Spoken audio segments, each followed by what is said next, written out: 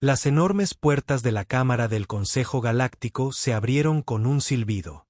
Dentro, representantes de 47 especies diferentes se sentaban en sus sectores designados, creando una sinfonía de chasquidos, chirridos y discursos traducidos. La sesión de emergencia de hoy tenía un tema. El enjambre Kartak estaba ganando y necesitaban ayuda desesperadamente. El comandante Telbón se encontraba en el podio central, sus escamas azules reflejando la luz mientras gesticulaba dramáticamente. Los humanos han ofrecido apoyo militar, anunció, apenas conteniendo su diversión. Quieren enviar fuerzas terrestres para apoyar nuestra defensa. La cámara estalló. Algunas especies rieron a carcajadas. Otras parlotearon en lo que sus traductores interpretaron como burla. Los humanos, siseó un delegado reptil. Los que aún usan pólvora y balas de metal. ¿Qué sigue? ¿Reclutamos especies que lanzan piedras? Su tecnología está siglos por detrás de la nuestra. Otra voz gritó. Ni siquiera tienen escudos de energía adecuados. Sus soldados usan tela y placas de cerámica. Felbón asintió, claramente disfrutando del espectáculo. Exactamente lo que pensaba.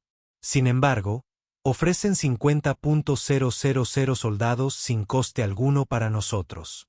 Propongo que los aceptemos y los asignemos a la retaguardia. Puestos de bajo riesgo. Al menos pueden vigilar los depósitos de suministros mientras los soldados de verdad luchan. Más risas resonaron en la sala. La votación parecía una formalidad en ese momento, pero en el rincón más alejado, lejos de la planta principal, estaba sentado el general Barach. Su especie, los Dran, eran conocidos por su sabiduría y larga memoria. Bar era viejo incluso para sus estándares. Su piel gris había adquirido una cualidad casi blanca, y sus 3 ojos se movían lentamente mientras escudriñaban la sala. Sus manos, apoyadas en el reposabrazos de su silla, temblaban ligeramente. El líder del consejo notó su silencio. General Barach ha estado inusualmente callado. Luchó en los conflictos fronterizos hace 40 ciclos. Se enfrentó directamente a las fuerzas humanas. Seguramente tiene una opinión al respecto. La charla se apagó. Todas las miradas se volvieron hacia el viejo general. Barok se levantó lentamente, con movimientos deliberados. La sala quedó en completo silencio. Tengo una opinión. Sí. Su voz era tranquila pero contundente. Acepta su ayuda si es necesario. Necesitamos a todos los aliados que podamos conseguir contra el enjambre. Pero tengo una petición, una exigencia, en realidad. Adelante, animó el líder del consejo. Implementen protocolos estrictos de supervisión en las unidades de francotiradores humanos. Nunca les permitan operar de forma independiente. Nunca los dejen trabajar solos. Manténganlos unidos a las unidades regulares en todo momento. Telbón no pudo evitarlo. Francotiradores, les preocupan sus tiradores. General, con todo respeto, nuestros propios tiradores pueden alcanzar objetivos a 500 metros con rifles de plasma. ¿Qué posible amenaza podrían representar las armas balísticas primitivas? Los ojos de Bart se fijaron en el comandante. Durante un largo momento, no dijo nada. Entonces, en muy silencio, luché junto a los humanos durante los conflictos fronterizos. También luché contra ellos durante un breve periodo debido a una disputa territorial. Me encontré con uno de sus francotiradores. Hizo una pausa, con las manos agarrando el podio. Sobreviví, por los pelos. La mayor parte de mi unidad no. La cámara permaneció en silencio, pero el ambiente había cambiado. Algo en la voz del viejo general tenía un tono cortante que atravesó la burla. ¿Qué pasó?, preguntó alguien. Bar negó con la cabeza. Eso es todo lo que diré al respecto. Simplemente entiendan esto. Los francotiradores humanos no se parecen a nada en esta galaxia. No operan según nuestros principios de guerra. No piensan como nosotros. No luchan como nosotros. Miró a su alrededor, cruzando miradas con todas las que pudo. Manténgalos supervisados. Manténgalos controlados. Eso es todo lo que pido. Telbón hizo un gesto de desdén con la mano. Con todo respeto, general, está describiendo eventos de hace 4 décadas. Quizás su memoria esté teñida por el tiempo y el trauma. Estoy seguro de que lo que experimentó fue aterrador, pero estos son tiempos diferentes. Voten como quieran, dijo Bart, sentándose pesadamente. He dado mi advertencia. La votación procedió. 44 especies votaron a favor. 3 se abstuvieron. Ninguna votó en contra. La humanidad se uniría al esfuerzo bélico, asignada a funciones de apoyo y posiciones defensivas. Sus francotiradores se desplegarían según fuera necesario con la libertad operativa estándar. Mientras la cámara se vaciaba, Bart permaneció sentado. Su ayudante se acercó con cuidado. «General, ¿se encuentra bien?» «No», respondió Bach. «Pero me lo esperaba. No lo entienden. ¿Cómo podrían? Nunca han visto lo que yo he visto». Esa noche, en sus aposentos privados, Bach activó una grabadora. Su rostro apareció en la pantalla, luciendo más viejo y cansado que nunca. «Mi nombre es General Barach del Alto Mando Dran. Si estás viendo esto, probablemente esté muerto y estás tratando de entender qué pasó. Estás tratando de entender cómo la humanidad con sus armas primitivas cambió el curso de la guerra». Se acercó a la cámara. «Déjame contarte sobre los francotiradores humanos. Déjame decirte por qué advertí al Consejo y por qué deberían haber escuchado». Empezó a hablar, su voz firme pero llena de algo que sonaba a miedo mezclado con respeto. La grabación duraría 3 horas. Para cuando terminó, sus manos habían dejado de temblar. Decirlo en voz alta, contar finalmente la historia completa, le trajo una extraña paz. El archivo estaba encriptado y almacenado con instrucciones para liberarlo tras su muerte o al final de la guerra, lo que ocurriera primero. Fuera de su ventana, las primeras naves de transporte humano entraban en órbita. Entre su cargamento, 300 equipos de francotiradores, cada uno compuesto por 2 soldados con un equipo que parecía absurdamente simple comparado con la tecnología de la coalición. Solo rifles, miras telescópicas y una paciencia aparentemente infinita. La guerra estaba a punto de cambiar de maneras que el Consejo Galáctico ni siquiera podía imaginar. Delta, con base en la vanguardia, había mantenido la línea durante 3 meses. Ahora, en el lapso de 30 minutos, todo se estaba desmoronando. El teniente Krelj se apretó contra la barrera de hormigón mientras el fuego de plasma se cernía sobre él. Los guerreros del enjambre K'tak invadieron el muro este como agua rompiendo una presa. Estos no eran los drones descerebrados que todos esperaban. Eran coordinados, brutales y aterradoramente eficientes. «Retírense a posiciones secundarias», gritó su comandante por el sistema de comunicación. «Todas las unidades se retiran a las plataformas de aterrizaje». Krell agarró su escáner y corrió tras él. Podía oír los gritos de los soldados que no se movían lo suficientemente rápido. El enjambre no hacía prisioneros. Simplemente seguían avanzando.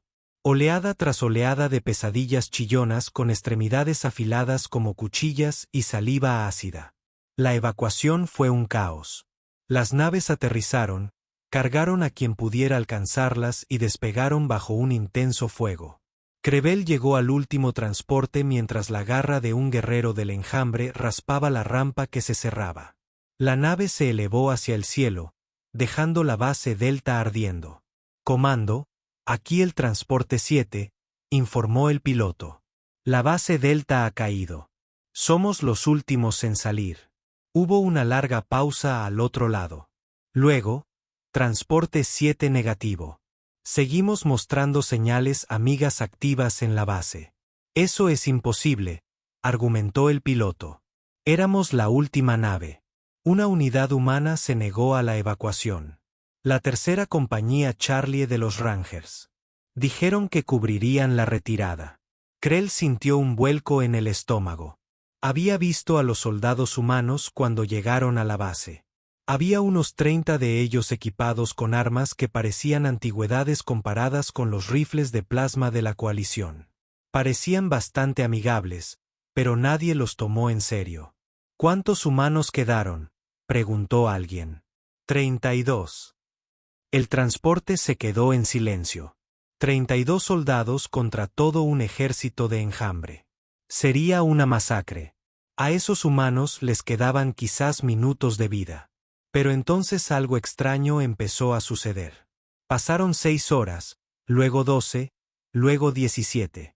El mando seguía monitoreando la situación, esperando que las señales humanas desaparecieran en cualquier momento.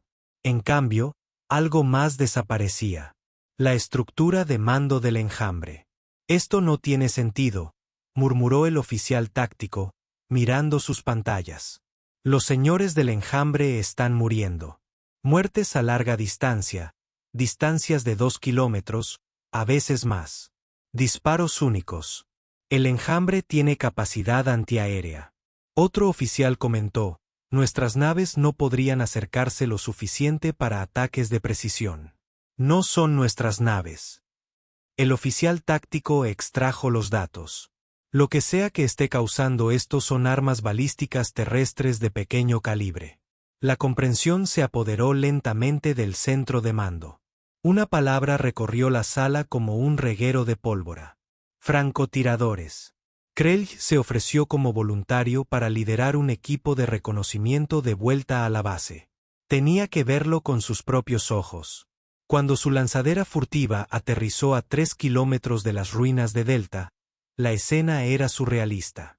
El enjambre seguía allí, miles de guerreros, pero no avanzaban. Se arremolinaban, confundidos, casi vacilantes. Sus habituales movimientos coordinados se habían convertido en caos. «Tienen miedo», susurró el operador del escáner de Creal. Nunca había visto a guerreros del enjambre mostrar miedo. Se movían con cuidado entre los escombros, siguiendo las señales de vida humana. La señal los condujo a un edificio administrativo derrumbado en el extremo norte de la base. Crevel trepó con cuidado por los escombros, con el arma lista. Lo que encontró en la cima lo detuvo en seco. Una soldado humana yacía completamente inmóvil sobre una plataforma improvisada de hormigón roto y vigas metálicas. Iba cubierta con un extraño traje que parecía mimetizarse a la perfección con los escombros circundantes.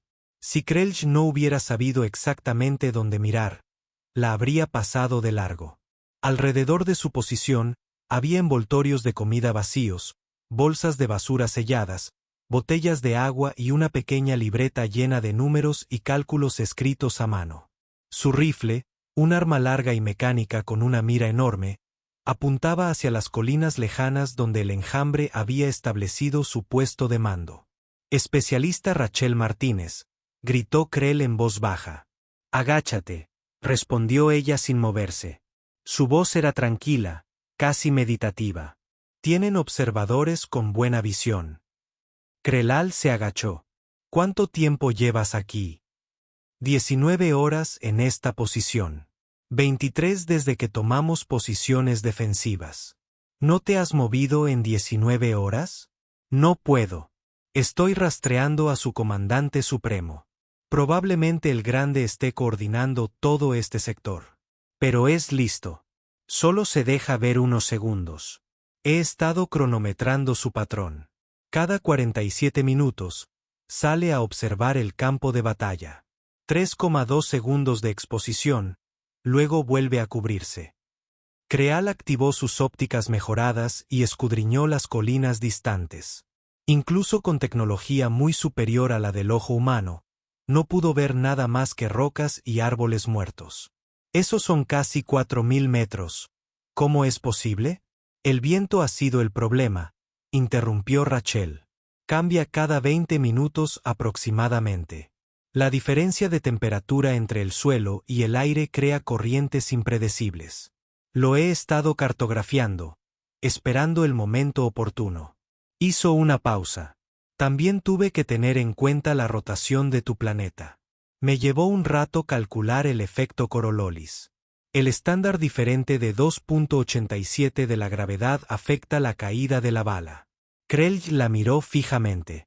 Esta humana había estado acostada en su propia cintura durante casi un día, haciendo cálculos matemáticos en su cabeza, esperando un disparo a un objetivo que posiblemente no podría alcanzar. Allí, Rachel respiró, todo su cuerpo tenso de una manera que de alguna manera la hizo aún más quieta.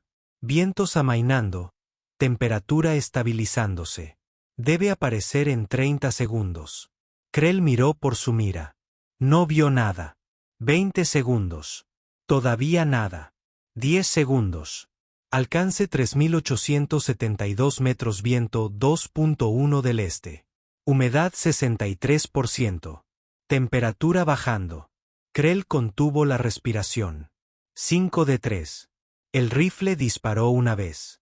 El sonido fue agudo pero sorprendentemente silencioso. Nada como el estruendo de las armas de plasma. El cuerpo de Rachel absorbió el retroceso con facilidad practicada. 4.3 segundos de silencio. Luego, a través de la mira de Krell en la cima de una colina lejana que apenas pudo distinguir, algo masivo se derrumbó. La cabeza del comandante supremo del enjambre simplemente dejó de existir. El efecto fue inmediato. Al otro lado del campo de batalla, los guerreros del enjambre comenzaron a retirarse. Su coordinación se desmoronó por completo. En cuestión de minutos, huían en todas direcciones. Rachel finalmente se movió, incorporándose lentamente e hizo una mueca de dolor. Objetivo eliminado. Ya puedes llamar a la caballería. ¿Cómo?, preguntó Krevel, con una voz apenas susurrante. ¿Cómo es eso posible? Rachel comenzó a empacar su equipo con una eficiencia demostrada. No se trata del rifle, teniente. Cualquier arma decente puede realizar ese disparo mecánicamente. Se trata de interpretar el entorno, comprender la balística y tener la paciencia de esperar a que todo se alinee perfectamente. Sonrió con cansancio, y luego creyó que puedes lograrlo. La confianza importa más de lo que la gente cree. Mientras descendían de las ruinas, Krell no dejaba de mirar atrás, a esa colina distante, a casi 4 kilómetros. Un disparo, un soldado humano. El enjambre comenzó una retirada total del sector al anochecer. El mando lo llamó un milagro. Krell lo llamó de otra manera. Aterrador. Acababa de presenciar algo que el Consejo Galáctico no comprendía. Los humanos no solo habían traído soldados a esta guerra. Habían traído pacientes convertidos en armas, convertidos en arte. El mensaje llegó a la terminal personal del general Bart a las 4. El alto mando de la coalición quería respuestas. Los equipos de francotiradores humanos estaban produciendo resultados que desafiaban cualquier modelo táctico, cálculo de probabilidad y evaluación estratégica que el ejército hubiera desarrollado. Bases que deberían haber caído resistían. Los comandantes del enjambre morían más rápido de lo que podían ser reemplazados. Los humanos ganaban batallas con menos de una docena de soldados que deberían haber requerido miles. El mando necesitaba entender cómo, y necesitaban que Bart lo descubriera. 3 días después, el anciano general se encontraba en un transporte humano rumbo a la Tierra. Había solicitado permiso para observar su programa de entrenamiento de francotiradores, y sorprendentemente, los humanos habían accedido de inmediato. Sin vacilaciones, sin excusas clasificadas. Parecían casi ansiosos por mostrárselo. Esa debería haber sido su primera advertencia. La lanzadera descendió a través de la atmósfera terrestre y aterrizó en un lugar llamado Quantico, Virginia. Era una mañana cálida y húmeda cuando Barox pisó la pista. Un instructor humano lo esperaba, un hombre curtido llamado Sargento de Artillería Hayes. «Bienvenido a la escuela de francotiradores Scout», dijo el general Hay, estrechando la mano de Bart con una delicadeza sorprendente para un guerrero. «Le hemos preparado un programa completo de observación. Espero que esté listo para caminar un poco». Empezaron en un aula, lo cual parecía bastante normal. Bart esperaba lecciones sobre puntería, cálculos balísticos y mantenimiento de armas. Lo que recibió fue algo completamente diferente. En la primera lección, el instructor le dijo a una clase de 20 aprendices humanos: olvídense de todo lo que creen saber sobre el combate. Ya no son infantería. No son tropas de asalto. De ahora en adelante, son algo completamente distinto. Bar observó a los jóvenes humanos sentados en posición de firmes. Sus rostros eran serios. La mejor arma de un francotirador no es el rifle, continuó el instructor. Es la paciencia. La capacidad de ralentizar el ritmo cardíaco, controlar la respiración y integrarse en el entorno. Un buen francotirador puede esperar 3 días para un solo disparo. Un gran francotirador puede esperar una semana. Un aprendiz levantó la mano. Señor, ¿cómo entrenamos para esperar tanto? El instructor sonrió con tristeza. Están a punto de descubrirlo. Lo que siguió fue diferente a cualquier entrenamiento militar que Barach hubiera presenciado en sus 70 años de servicio. Los aprendices fueron llevados a un pantano. No una simulación, ni un entorno controlado, sino un pantano real lleno de insectos, lodo y agua estancada. A cada aprendiz se le dio un traje de camuflaje. Un traje de camuflaje los hacía parecer arbustos andantes. Su tarea, le explicó Hayes a Bart mientras observaban a distancia, es recorrer 200 metros en campo abierto sin ser detectados por los instructores. Los instructores saben aproximadamente dónde están y en qué dirección se mueven. Si detectan a un aprendiz, fracasan y vuelven a empezar.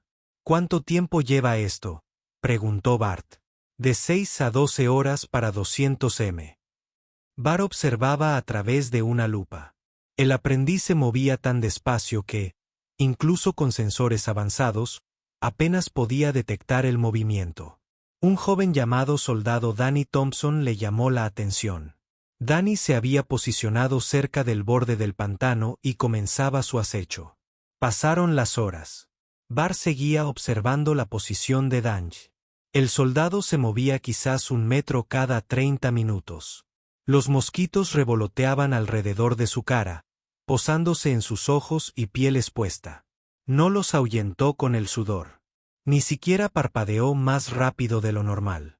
Un instructor caminaba al alcance de la mano de Danny. Posición, mirando directamente al lugar donde se escondía el aprendiz. El instructor siguió adelante, sin ver nada. ¿Cómo?, preguntó Bart. Mis sensores muestran señales de calor, indicadores de movimiento, todo. Ese instructor debería haberlo visto. Los ojos humanos no funcionan como tus sensores, explicó Hayes. Buscamos patrones, formas familiares. Danny ha descompuesto su silueta, se ha movido más lento que la hierba que lo rodea, y lo más importante, ha controlado su respiración y ritmo cardíaco para minimizar cualquier movimiento detectable. Para el instructor, solo forma parte del paisaje. Después de 10 horas, Danny completó su acecho. Parecía exhausto, cubierto de barro y picaduras de insectos, pero lo había logrado. Solo es la primera semana, añadió Hayes con indiferencia.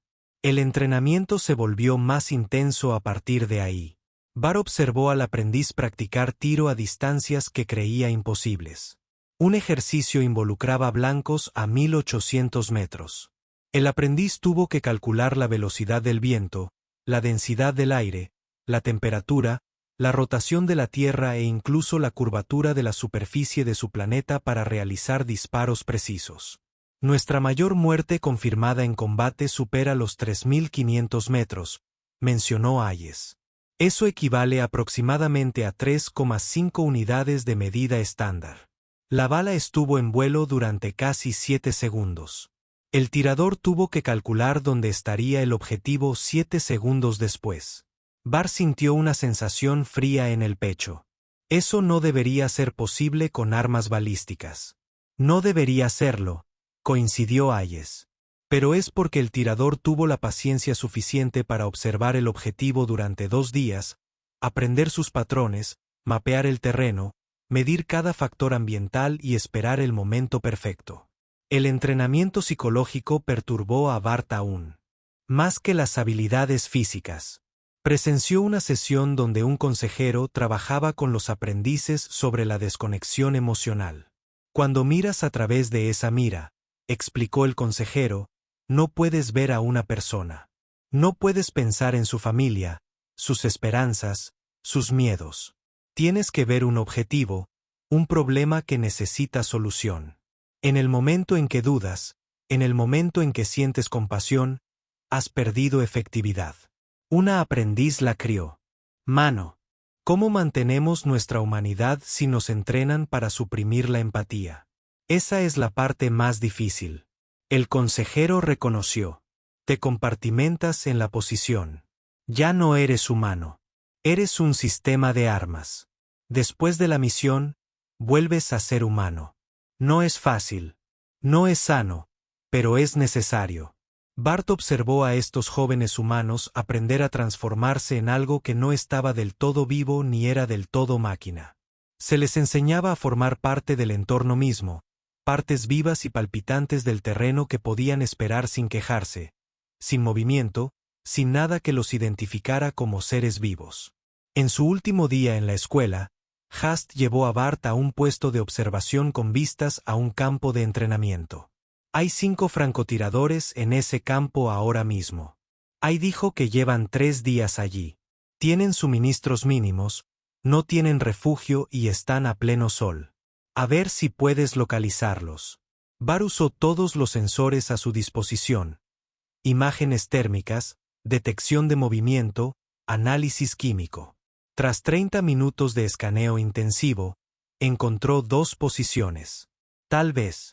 ¿Cuántos encontraste?, preguntó Hayes. 2, creo. Haas señaló 5 lugares diferentes. Todos estaban a menos de 50 metros de donde Bart había estado buscando. 3 de ellos los había escaneado directamente y no había encontrado nada. Esa es la soldado Kelly Rodríguez. Hayes indicó una posición. Lleva 72 horas allí sin moverse más de unos centímetros. Sin comer desde ayer. Ha eliminado los desechos sin cambiar de posición. Ahora mismo, su ritmo cardíaco es de 42 pulsaciones por minuto, y lo mantiene mientras permanece lo suficientemente alerta como para disparar en 3 segundos si es necesario. Barox miró fijamente el punto. Hayes indicó. Incluso sabiendo exactamente dónde mirar, no podía verla. Preguntaste cómo los entrenamos, dijo Hayes en voz baja. Así es como les enseñamos que la incomodidad es temporal, que la paciencia es poder y que la quietud es el camuflaje definitivo. Los entrenamos hasta que esperar se vuelve tan natural como respirar, hasta que pueden desconectar todo lo que los hace humanos y convertirse en algo más, algo paciente, algo inevitable. Esa noche, en el transporte de regreso al espacio de la coalición, Bart no pudo dormir. No dejaba de pensar en esos jóvenes humanos que yacían inmóviles en ese campo. En Danny Thompson cubierta de insectos, en el aprendiz que había calculado un tiro que requería predecir el futuro. Finalmente entendió de que intentaba advertir al consejo. Los francotiradores humanos no eran solo soldados con buena puntería. Eran algo fundamentalmente diferente. Habían tomado la paciencia, la habían convertido en un arma y la habían dominado de una manera que ninguna otra especie había intentado siquiera. Habían convertido el tiempo mismo en un arma, y eran muy buenos en ello. Los Cartags estaban aprendiendo. Ese era el problema. Durante 6 meses, los equipos de francotiradores humanos habían devastado las estructuras de mando del Enjambre con casi impunidad. Los señores supremos morían a kilómetros de distancia. Los coordinadores de la colmena desaparecían en medio de dar órdenes, y los nodos estratégicos colapsaban cuando sus líderes simplemente dejaban de existir. La habitual ventaja numérica del Enjambre no significaba nada cuando sus comandantes no sobrevivían lo suficiente para coordinar los ataques. Así que el Enjambre se adaptó. Siempre lo hacían. La primera vez que se supo de los cazadores fue cuando la cabo Linda Chow no se presentó. Su observador fue encontrado 3 días después, apenas con vida, balbuceando sobre algo que los había rastreado a través de 2 kilómetros de terreno accidentado. Algo que podía detectar señales de calor, algo paciente. Entonces, el sargento Tommy Brooks desapareció. Luego, el soldado Ashley Coleman. 6 francotiradores humanos en 2 semanas. Todos veteranos, todos altamente cualificados. Desaparecidos. Los científicos de la coalición finalmente recuperaron suficientes datos biológicos para comprender a qué se enfrentaban. Los Karch habían creado una nueva casta de guerreros diseñados específicamente para cazar francotiradores humanos. Los llamaban acosadores en los informes, pero los soldados humanos tenían un nombre diferente para ellos: pesadillas. El acosador medía casi 3 metros de altura con grupos de sensores que podían detectar señales térmicas a través del humo y la niebla. Sus caparazones estaban diseñados para minimizar las emisiones de calor, haciéndolos casi invisibles para los equipos de detección estándar. Pero lo peor de todo era que eran pacientes. El enjambre, de alguna manera, había programado a los pacientes para convertirlos en una especie que normalmente operaba por puro instinto y agresión. Habían aprendido de su enemigo y ahora estaban cazando. El sargento Mike Patterson recibió la noticia de Tommy Brooks mientras limpiaba su rifle en la base avanzada Noviembre. Tommy había sido su instructor en la escuela de francotiradores. El que le enseñó a respirar despacio, a integrarse al terreno, a esperar cuando cada instinto le gritaba que se moviera. Encontraron su cuerpo esta mañana, le dijo el teniente. O lo que quedaba de él. Stokes lo alcanzó a corta distancia. Las manos de Mike no temblaron, pero algo frío se asentó detrás de sus ojos. ¿Dónde? En las ruinas de la Colonia 7. Pero el mando de Patterson también quiere que todos los equipos de francotiradores se retiren. ¿Dónde exactamente en la Colonia 7? Del lado del teniente. Conocía ese tono. Sector norte, cerca del antiguo distrito industrial. Pero escúchame, Mike. Estas cosas te están cazando específicamente. Se han adaptado a tus tácticas. El mando cree que es demasiado peligroso. También. Solicito permiso para desplegarme en la Colonia 7. Solicitud denegada. Estamos implementando nuevos protocolos. Todos los francotiradores operan ahora en equipos de 4 con apoyo de infantería. Y ese acosador mató a mi instructor, interrumpió Mike en voz baja. El hombre que me enseñó todo lo que sé. Ya no pido permiso, señor. Le digo que me voy. Puede someterme a un juicio después. Si sobrevivo, el teniente. Miró el rostro de Mike durante un largo momento. Finalmente, asintió. 48 horas. Eso es todo lo que puedo darle antes de tener que denunciarlo. Ausente sin permiso, que cuente. Mike estaba en un transporte a la Colonia 7 en menos de una hora.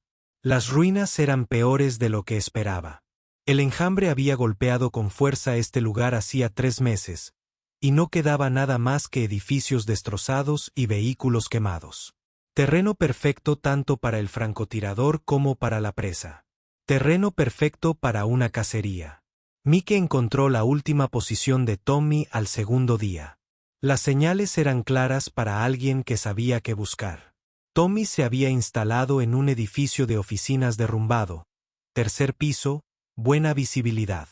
Había estado rastreando algo hacia el este cuando el acosador apareció por detrás. Un silencio imposible para algo tan grande. Mike examinó la escena con atención.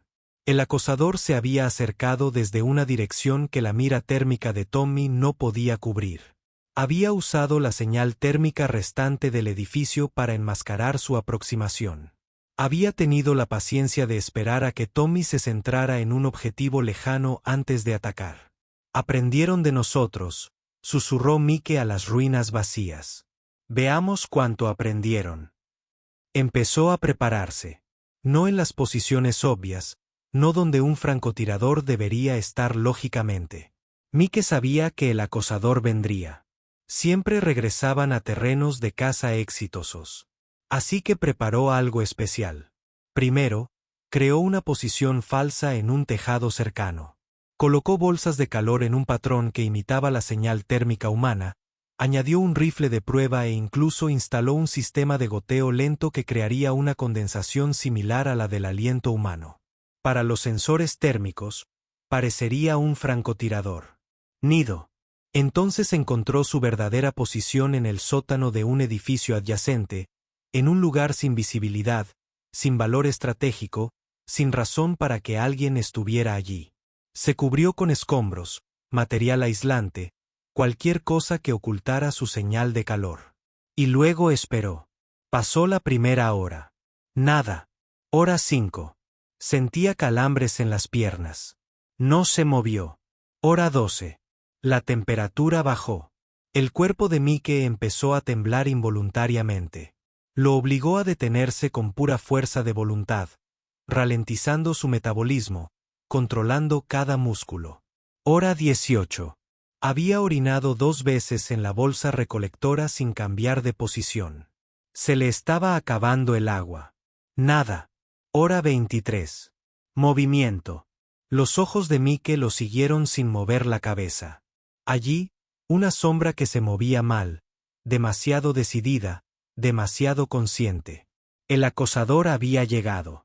A través de un pequeño hueco entre los escombros, Mike observó a la criatura acercarse a su falsa posición. Se movía con cuidado, comprobando los ángulos, deteniéndose para detectar amenazas. Había aprendido a ser cauteloso de sus anteriores matanzas. La precaución significaba patrones. Los patrones significaban previsibilidad. El acosador rodeó la posición falsa 3 veces durante las siguientes 4 horas. Cada círculo era ligeramente diferente, pero Mike notó que prefería su lado izquierdo, probablemente debido a la posición de su sensor principal. También se detenía exactamente 1,3 segundos antes de cambiar de dirección. Cada vez. Nuestro 30. El acosador finalmente se movió hacia la posición falsa. Era el momento. Pero Mike no disparó. Todavía no. Observó cómo el acosador examinaba el nido falso, con sus sensores explorando las bolsas de calor y el rifle falso. Lo vio darse cuenta de que había sido engañado. Ahí es cuando la mayoría de las presas entrarían en pánico. Correrían. Cambiarían de posición. Mike no se movió. Ni siquiera respiró con más dificultad. El acosador estaba a punto de hacer exactamente lo que necesitaba. La criatura comenzó a cazar con ahínco, moviéndose por las ruinas en un patrón de búsqueda. Mike había estudiado el terreno durante 2 días. Sabía que había un límite en las posiciones que un francotirador humano podía usar en la práctica. El acosador las revisaría todas. Hora 34. El acosador se acercaba a la posición real de Mike, pero se acercaba desde el este. Sus sensores apuntaban hacia adelante y estaba a punto de pisar el único punto donde 3 trozos de metal roto creaban un ángulo de reflexión que le permitiría disparar a Mike. El pie de la criatura tocó la posición y permaneció 1,3 segundos inmóvil mientras escaneaba. El disparo de Mike rompió el silencio. La bala entró por un hueco en la carropaza del acosador, que había identificado mediante el reflejo de un trozo de cromo a 30 metros de distancia. Había calculado el ángulo basándose únicamente en sombras y el propio patrón de movimiento del acosador. La criatura se desplomó sin emitir sonido. Mike no se movió durante otras 6 horas. Tenía que asegurarse de que estuviera muerto. Seguro de que no hubiera otros. Seguro de que no se dirigía a otra trampa. Solo cuando el sol empezó a ponerse, finalmente se levantó de su posición. Apenas podía mantenerse en pie. Tenía las piernas entumecidas y el cuerpo hipotérmico. A pesar del equipo térmico, había perdido casi 4 kilos en 36 horas. Tenía los labios agrietados y sangraba por la deshidratación. El equipo de extracción lo encontró sentado junto al cadáver del acechador, apenas consciente. ¿Estado?, preguntó el médico, envolviéndolo en mantas térmicas. La voz de Mike era apenas un susurro. Objetivo eliminado. Dile algo al enjambre de mi parte. ¿Qué es eso? Aprendieron a cazar de nosotros. Pero nosotros inventamos la caza. La perfeccionamos durante miles de años. Cazamos animales que corrían más rápido, veían mejor y oían mejor que nosotros. Ya sabes cómo ganamos. Mike tosió, con el cuerpo tembloroso. Fuimos más pacientes. Estábamos dispuestos a esperar más, a sufrir más, a sacrificarnos más. Miró al acechador muerto. No pueden vencernos en nuestro propio juego. La noticia se extendió por las fuerzas de la coalición y del enjambre en cuestión de días. El programa de acechadores se suspendió discretamente. El impacto psicológico de perder a sus cazadores especializados por la misma presa que estaban diseñados para matar fue demasiado perjudicial para la moral del enjambre.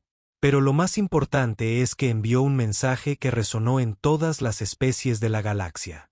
La humanidad no solo participaba en la guerra. Habían dedicado toda su historia evolutiva a perfeccionar el arte de la muerte paciente. Eran superdepredadores que convertían la espera en un arma más afilada que cualquier garra o fon, y eran muy buenos en ello.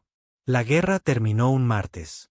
El enjambre Cart, enfrentando ataques coordinados de las fuerzas de la coalición y la destrucción sistemática de su estructura de mando por equipos de francotiradores humanos, se retiró del espacio disputado. Se abrieron canales diplomáticos. Se firmaron tratados de paz. La galaxia respiró aliviada. Los registros oficiales demostraban que la contribución de la humanidad era adecuada y apreciada. La mayoría de las especies de la coalición presentaron sus informes, agradecieron cortésmente a los humanos y volvieron a considerarlos aliados primitivos pero bien intencionados. Después de todo, los humanos usaban armas balísticas y ni siquiera podían generar escudos de energía adecuados. Peculiar. ¿En serio? Pero el general Barr sabía más. El viejo general Dran había presenciado toda la guerra desde su puesto al mando de la coalición. Había visto los informes tácticos, las confirmaciones de bajas, las evaluaciones psicológicas del comportamiento del enjambre. Había presenciado cómo equipos de francotiradores humanos, nunca más de 2 soldados a la vez, desmantelaban a un enemigo que amenazaba a toda la galaxia. Y sabía que la galaxia necesitaba comprender la verdadera contribución de la humanidad a esta guerra. 3 días después de la firma del armisticio, Bart se sentó en sus aposentos privados y activó una grabadora. Sus 3 ojos lucían cansados, su piel grisácea casi translúcida bajo la tenue luz. Respiró hondo y comenzó a hablar. Me llamo General Barach del Alto Mando Dran. Tengo el rango de coordinador estratégico y he servido a la coalición durante 73 ciclos estándar. Si están viendo esto, entonces estoy muerto o la guerra ha terminado y he decidido divulgar este testimonio. Sea como sea, lo que voy a decirles debe ser escuchado. Hizo una pausa, cruzando las manos cuidadosamente. Hace 40 ciclos, hubo un conflicto llamado las guerras fronterizas. Comenzó por una disputa territorial entre la coalición y la expansión colonial humana. Nada grave, solo la fricción habitual que surge cuando las especies comparten espacio. La diplomacia fracasó y entramos en guerra. Duró 6 meses antes de que prevaleciera la serenidad y negociáramos la paz. La expresión de Bart se ensombreció. Durante esos 6 meses, aprendí algo sobre los humanos que me ha atormentado desde entonces. Algo que intenté advertir al Consejo cuando comenzó esta guerra. No me escucharon. Nunca lo hacen. Así que ahora estoy grabando para asegurarme de que las futuras generaciones comprendan lo que presencié. Se puso de pie y comenzó a caminar lentamente. Había una soldado humana, la cabo Lisa Bennett. No formaba parte de una unidad militar importante. No participó en ninguna batalla importante. Era solo una soldado asignada a lo que los humanos llaman reconocimiento de fuerza. Su trabajo era observar e informar. Nada más. Bart dejó de caminar, pero entonces matamos a su compañero, un joven llamado soldado Jordan Hayes. Él era su observador, la persona que la asistía en sus observaciones. Fue una acción militar legítima durante un conflicto legítimo. Estas cosas pasan en la guerra. Bajó la voz. Lo que sucedió después no fue una guerra legítima. Fue algo completamente distinto. Bar volvió a sentarse, con las manos ligeramente temblorosas. Lisa Bennett decidió que la muerte de su compañero requería una respuesta. Durante las siguientes 4 semanas, mató a 23 de mis oficiales. No soldados, ni bajas aleatorias, sino oficiales, personal de mando, personas que tomaban decisiones y dirigían tropas. Abrió una pantalla holográfica que mostraba un mapa estelar con 23 marcadores rojos. Nos siguió por 2 planetas. Cada vez que creíamos haber escapado de su alcance, otro oficial moría. Disparos imposibles desde distancias imposibles. Mi personal de inteligencia no podía entender cómo nos rastreaba. Mis equipos de seguridad no podían detectarla. Mis exploradores no podían encontrar su rastro. La voz de Bar tenía un peso que, de alguna manera, hacía que la grabación pareciera más pesada.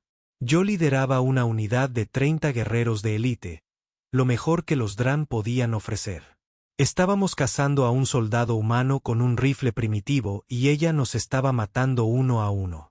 Encontramos sus campamentos, sus casquillos de munición gastados, sus escondites de suministros. Siempre estábamos un paso por detrás de los generales. 3 ojos se cerraron brevemente. Después de 2 semanas, me quedaban 7 soldados. Después de 3 semanas, me quedaban 3. Al final de la 4ª semana, estaba solo. 29 guerreros de élite muertos. Un soldado humano ni siquiera fue visto. Se puso de pie de nuevo, moviéndose hacia la ventana de sus aposentos. El último día, estaba en un valle en un planeta llamado Z7. Terreno rocoso, mucha cobertura, buenas líneas de visión en todas direcciones. Había dejado de correr. Estaba exhausto, traumatizado y, honestamente, estaba listo para morir. Así que me quedé allí parado al descubierto y grité a las rocas. La voz de Barach se quebró ligeramente. La llamé. Le dije que sabía que estaba mirando.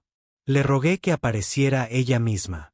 Le prometí que si me mataba, me aseguraría de que su habilidad fuera reconocida, que la muerte de su compañera fuera vengada, que la recordarían como la mejor guerrera a la que me había enfrentado. El silencio llenó la grabación durante varios segundos, y entonces oí su voz. Venía de todas partes y de ninguna. La acústica del valle hacía imposible localizarla. Dijo, General Bar, lo he estado observando durante 4 días. He contado 81 oportunidades en las que podría haberlo matado. 81 veces en las que estaba expuesto, vulnerable, y tenía un tiro limpio. Bar volvió a la cámara. Me dijo que no había tomado esas fotos porque me había estado observando a través de su mira durante días. Me había visto dar el entierro a mis soldados caídos, rezar por ellos, marcar sus tumbas, transmitir personalmente sus obituarios a sus familias. Dijo que cualquier comandante que mostrara tanto respeto por sus muertos merecía vivir. Su voz se convirtió casi en un susurro. Me dijo que me fuera, que volviera a casa, que recordara lo sucedido. Y entonces dijo algo que nunca olvidaré. Dile a tu gente lo que la paciencia puede hacer. Diles lo que pasa cuando le das a un francotirador humano una razón para preocuparse. Diles que no somos solo soldados. Somos la inevitabilidad con un rifle. Bart se sentó pesadamente. Nunca la vi. Ni una vez, ni siquiera una sombra o un movimiento. Durante 4 días, había estado lo suficientemente cerca como para contar los botones de mi uniforme, y nunca supe que estaba allí. Fue entonces cuando comprendí algo fundamental sobre los francotiradores humanos. No son mejores tiradores que nuestros tiradores. No tienen tecnología superior. Lo que tienen es algo mucho más aterrador. Se inclinó hacia la cámara. Tienen una paciencia que raya en lo inhumano. Tienen la capacidad de apagar todo lo que los convierte en criaturas vivientes, comodidad, movimiento, incluso las necesidades biológicas básicas, y convertirse en parte del entorno mismo. Se convierten en pedazos de terreno pensantes y calculadores que pueden esperar más de lo que cualquier otra especie creería posible. Barr sacó imágenes de la guerra reciente, clips de francotiradores humanos en acción, imágenes térmicas que los mostraban inmóviles durante días, informes tácticos de disparos imposibles. Durante esta guerra contra los Karch, los francotiradores humanos promediaban una baja por cada 1,3 disparos. Eso supone una tasa de éxito del 92% a distancias de entre 1 y 4 kilómetros. Operaban en las peores condiciones imaginables. Terreno hostil, temperaturas extremas, peligro constante, y nunca se quejaron, nunca pidieron mejor equipo ni misiones más fáciles.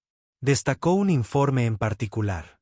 Hay un caso documentado de un francotirador llamado especialista Kevin Torres que permaneció en posición durante 6 días sin ser rescatado. Tenía suficiente comida para 3 días. Cuando finalmente lo rescataron, había perdido 8 kilos y sufría de deshidratación severa. Pero había eliminado 14 objetivos de alto valor visual y proporcionado información que salvó a todo un batallón de la coalición. Cuando le preguntaron por qué no había solicitado la extracción antes, dijo que la misión no estaba completa. Barr apagó la pantalla. Eso es lo que intenté advertir al Consejo. Los francotiradores humanos no son solo recursos militares. Son una manifestación de algo más profundo en la psicología humana. Son lo que sucede cuando una especie que evolucionó como cazadores persistentes, criaturas que literalmente perseguían a sus presas hasta que caían exhaustas, decide aplicar esa misma filosofía a la guerra. Su expresión se tornó seria. La galaxia necesita entender esto. Si ves a un francotirador humano, ya estás muerto. La única pregunta es cuando deciden apretar el gatillo. Si no ves uno, es cuando deberías estar realmente aterrorizado, porque significa que están ahí por decisión propia, observando, esperando, decidiendo si vales la pena. Varrock se puso de pie por última vez. La humanidad no ganó esta guerra con tecnología superior ni una superioridad numérica. La ganaron con paciencia. La ganaron estando dispuestos a esperar más, sufrir más y sacrificar más de lo que cualquier enemigo podría igualar. Convirtieron el tiempo mismo en un arma. Se acercó a la cámara, su rostro llenó el encuadre. Publico este testimonio como advertencia y como reconocimiento. Una advertencia para cualquiera que considere a la humanidad un enemigo. Sus francotiradores son el recurso militar más peligroso de la galaxia conocida y un reconocimiento de que a veces la herramienta más primitiva, una simple bala, se convierte en el arma más efectiva cuando se maneja con suficiente paciencia y habilidad. Barr extendió la mano hacia la grabadora. A la cabo Lisa Bennett, donde quiera que esté, gracias por la compasión que mostró a un viejo soldado. Me enseñó más sobre la guerra en ese valle de lo que aprendí en 50 años de servicio militar. Y a todos los francotiradores humanos que sirven en esta guerra, tienen mi respeto, mi admiración y mi gratitud. Nos salvaron a todos. La grabación terminó en una semana. Todas las academias militares en el espacio de la coalición habían recibido una copia. La grabación se convirtió en una vista obligatoria para los oficiales tácticos. Se añadió un nuevo protocolo a los manuales militares de toda la galaxia, en una sección titulada simplemente Operaciones de francotiradores humanos. El protocolo constaba de una sola línea: no intervenir. Mantener la máxima distancia. Si el enfrentamiento es inevitable, solicitar apoyo inmediato y prepararse para operaciones prolongadas. Suponer que se les está observando en todo momento. La reputación de la humanidad cambió de la noche a la mañana. Ya no se les veía como aliados primitivos con armas obsoletas. Se les reconocía como depredadores ápice que simplemente habían elegido un camino diferente hacia la letalidad.